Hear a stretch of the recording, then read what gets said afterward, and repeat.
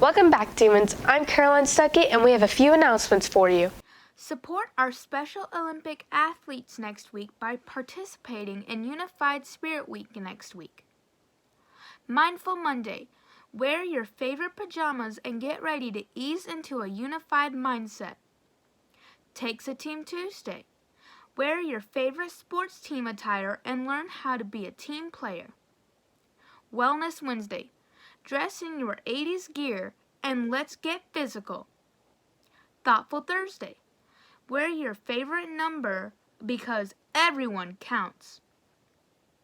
Fearless Friday. Dress like the superhero you are. Next week, we will also have a busy week for our Demon athletes. Monday, the boys varsity tennis team will play at Richland Northeast, and the girls varsity soccer team will host Richland Northeast at home. Monday and Tuesday, the boys varsity golf team will compete in the Magnolia Tournament. Wednesday, our girls varsity and junior varsity soccer teams will play at Camden. Thursday, boys varsity tennis hosts AC Flora, girls varsity and JV soccer will play at AC Flora, and the varsity softball team will play at Dreer. We also have some exciting news for juniors and seniors. Prom is happening.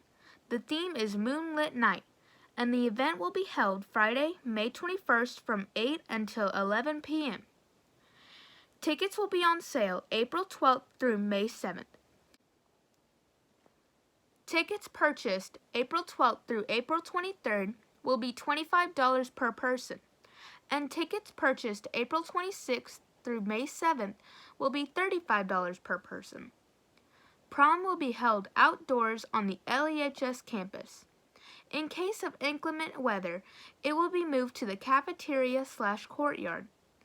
As of now, we expect that masks will be required. Only KCSD students may attend as guests of LEHS juniors and seniors. A guest form must be completed for each guest who is not a student at LEHS, and the form will be due May 14th. Tickets and guest forms will be available in Miss Noel's office in Student Services beginning April 12th. Keep an eye out for sneak peeks and upcoming episodes of LETV. The COVID numbers are down, quarantine numbers have reduced in Kershaw County schools, and teachers are being vaccinated.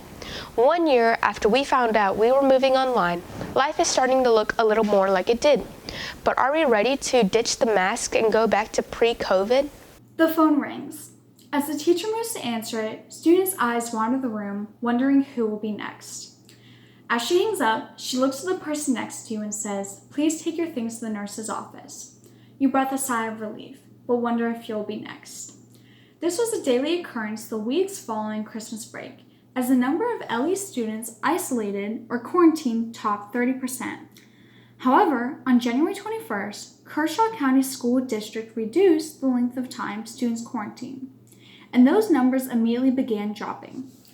According to the optional quarantine guidelines set by the CDC in December, the shortening 14 days quarantine to 10 days with no symptoms or 7 days with a negative test and no symptoms remain in place as long as there are specific restrictions. According to the CDC website, reducing the length of quarantine may make it easier for people to quarantine by reducing the time they cannot work. A shorter quarantine period also can lessen stress on the public health system, especially when infections are rapidly rising. Your local public health authorities make the final decisions about how long quarantine should last, based on local conditions and needs. Students may return day 8 with a negative test or day 11 with no symptoms. Students must remain cautious, stay socially distanced, and masked when they come back to school or other activities. There can be no physical contact of that student with another student or anyone else until the end of day 14, because there is still a small risk they could acquire COVID after that time. But after day 14, there is no further risk. While shortening this time period has allowed students to return to face-to-face learning faster, students still think this poses some dangers. feel like we need to be cautious and aware of how this might affect the health of not just students in the whole school, but students' families. I've met a lot of students whose families have autoimmune disorders. I've met a lot of people like that, and I feel like the 2 weeks should have been kept so that we ensure that, everyone is safe.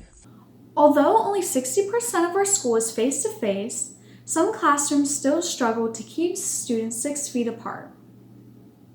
It definitely depends on the classroom. Some of them at the annex, you're very, very close, and some of them here, you're very spread out. So it just depends on the classroom. Everyone's in every other seat, and I can fit 21 students in here socially distanced, still with the every other desk, every other row type of thing. After that, please don't ask to put any more kids face to face, because then I can't social distance anymore. While students' quarantine time has been shortened, guidelines for teachers indicates that quarantining is not required. We're considered what we call essential employees. So if anyone that tests positive must remain at home, but if we're a close contact as a staff member, we just need to keep our distance from everyone unless we begin to experience symptoms or, we test positive. In addition to reduced quarantine time, the expansion of the vaccine distribution in South Carolina is a big step to getting back to normal.